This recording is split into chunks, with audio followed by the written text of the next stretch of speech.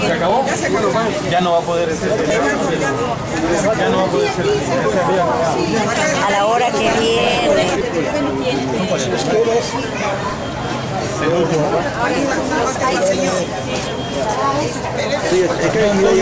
El día de hoy. Nosotros estamos haciendo hoy día una campaña de despistaje de diabetes para toda la población, una campaña gratuita para detectar el grado de diabetes que tienen las personas. A esta altura, ¿cuánto ya se ha trabajado? ¿Cuántos han detectado? Tenemos 85 personas atendidas. Nuestro ideal fue atender a más de 100 personas, pero desgraciadamente nos han fallado los reactivos. Ya estamos programando una nueva actividad para el día 15 para la próxima semana. O sea, ¿ha habido aceptación?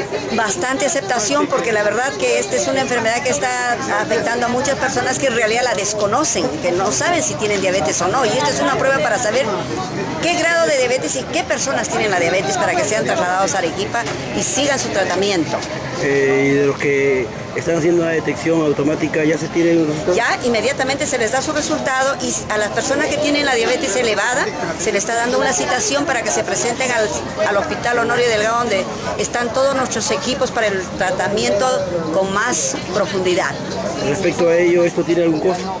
Gratuitamente, todo es gratuito. Si la persona es sometida a una operación por su grado de afección en la vista, entonces se le hace una operación que también es gratuita. Todo el tratamiento es gratuito. Respecto a ello, ¿qué doctora está a cargo de esto? La doctora Zambrano en el Hospital Honorio Delgado, es nuestra doctora del Club de Leones. ¿Algo más que deben saber los beneficiarios del Club de Leones y también los demás?